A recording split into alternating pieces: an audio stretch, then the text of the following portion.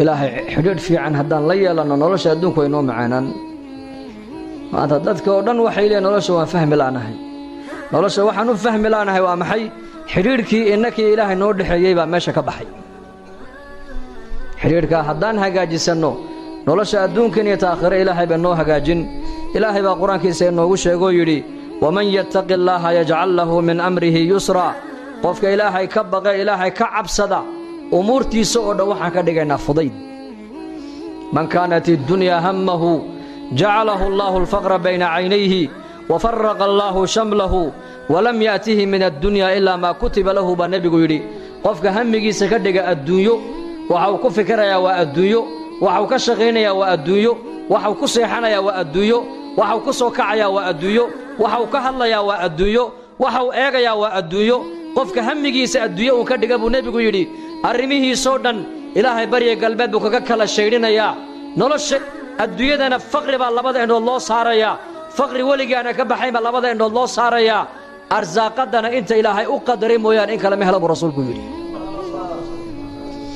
waman kanat al-akhiratu hammuhu ninka hamigiisa ka dhiga buu nabigu aakhiro macnaheedu waa maxay yani meel kastuu joogo ilaahay buu kaga cabsoonaya salaadii buu ilaalinaya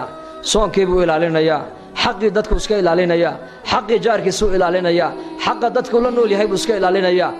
dambigu yar ilaalinaya wanaagga ayuu ka shaqeynaya hamigiisu aakhiro amal aakhiradiisa ka dhaawacaya waa ka digtoon yahay amal aakhiradiisa badbaadinayana wuu dhiiran yahay qabanaya mar walba ninka hamigiisa ka dhigay buu nabigu aakhiro qalbigiisa ilaahay ka dhiga qani hodantinimada qalbiga ilaahay siiya qofku meesha uu ka noqdo ciidna waa qalbiga meesha qani ka noqdana waa halkee waa qalbiga dagu aan moodin hebel waa nin milyaneer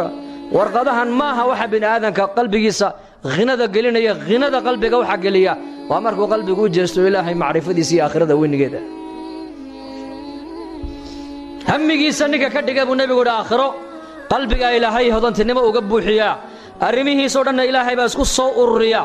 adduunyaduna iyadoo dulaysan oo u san dulaysan ay hoos timaadaba rasuulku yiri